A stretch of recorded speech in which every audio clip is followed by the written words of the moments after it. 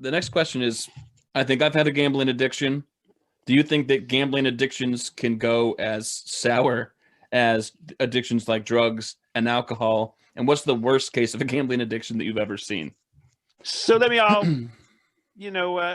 as I mentioned, gambling addiction is the only thing that DSM-5 recognizes as addictive. I've written about gambling addiction all along. I talk about it in Love and Addiction, and I wrote a seminal article for the International Journal of Gambling Addiction. And when I was 19, I was hitchhiking to visit with Archie, who was staying in California with his sister and brother-in-law. And somehow I ended up in Reno or Las Vegas, and I met a guy who was going home who had mortgaged his house in order to continue gambling all night. And then when that happens, they give you $20 to get home because they've just taken $50,000 or $100,000 from you. And the guy, he was beyond despair. He had lost his house. His wife was going to divorce him. He had given up everything for it. So I knew about gambling addiction from the start. So that's one story. And it can be as severe as any addiction can lay you low and kill you. The second story I have, though, is a funny, different story. I got invited to a gambling addiction conference in Canada, in Halifax. And this is a Stanton Peele story. In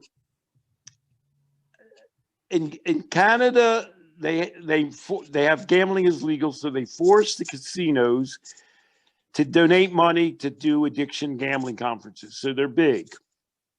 And they invited me. And one guy's research showed, and gambling in America is illegal unless you're 21, like drinking. I don't know what's the matter with those Canadians. Gambling is legal at 18. And what they found was that most kids don't form gambling addictions, even kids. And I can see that happening. I as a kid, I would go and you'd start throwing quarters at some kind of a game at some kind of carnival. I've had that experience, but most kids, even at that age, rectify their behavior. They say, oh, for God's sake, I'm not going to go back there again this night. And the keynote lecture had an ad that he had produced about a kid who was going crazy with his gambling addiction, and it shows him breaking his TV screen with some kind of a hammer. And so I wasn't the major speaker. I talked to the breakout. And in the breakout, I said, is your goal to freak people out as much about gambling addiction as they already are about whatever, heroin or alcohol? Is that your goal? Is that where we're headed? And I gave that little lecture and all like that. And then later, the hotel was fabulous. They can pay for some good entertainment at a gambling conference. And there was a captain's nest. And I noticed that all the speakers were sitting at one table and I wasn't sitting at that table. And I said, huh? And somebody said, oh, the keynote speaker said he kicked you off that table. And so, by the way, when I wrote about this later, I met a guy who said, oh, I was there. I saw that whole thing take place. Sometimes I think the stories I tell, did this really happen? On the way out, I saw the guy.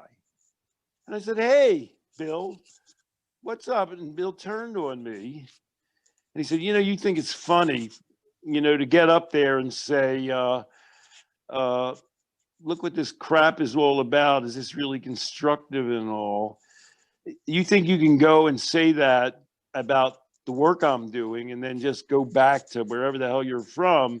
It's not going to happen. I said, sorry, but I only can tell the truth as I see it. You're following a road that's already proved to have failed with drugs and alcohol. Your goal is to create a gambling hysteria the way there was and is drug and alcohol hysteria, and that's not what I'm about. So those are the two sides. Gambling can be addictive. It can destroy lives completely. In general, people, even young people who you might not have that much confidence in, rectify their behavior because they perceive the negative consequences of it. And however you regard gambling addiction, however you encounter it, It's the same as all addictions. Freaking people out about how they're out of control of it, how it's taking control of your lives, how it's destroying people is not the way you tackle addictions. You tackle addictions by encouraging, supporting, and nurturing people, young people and old people as well, allowing them to realize their own values and strengths so as to be able to build the bulwarks against any kind of addiction, gambling, drugs, pharmaceuticals, what have you, sex and love. Anna Faris, I feel, I don't know, I'm a little disappointed that you're going around on television showing people your giant engagement ring. I would think at this point in life, you might say, I'm looking for a little bit of a lower key kind of a love relationship, somebody I share values with, who's politically tuned in with me, who likes a lot of information, who likes to hike. We have more in common rather than, oh my God, finally, the mate of my life. This is the answer. That's the discussion I'd like to have with her. We're recording this on the same day as we talked about Anna Faris, but people might, if they haven't watched it, it's almost like she's holding up her sobriety chip. And she hasn't made the same connection that, people say alcohol is horrible, but I kind of have to do my own thing. She hasn't made that connection with her love relationships. She's still trying to follow. She hasn't generalized, and she's a brilliant woman who's had a lot of success. I hope she'll expand in that direction. I'll tell one last thing. When it comes to gambling, about this client, and if you don't remember, I'll forward you again. So I can't say too much, but it's somebody that I worked with, and we began working together, and he used to talk about his gambling. And this is a person, he's millions in the hole, and legal repercussions for it.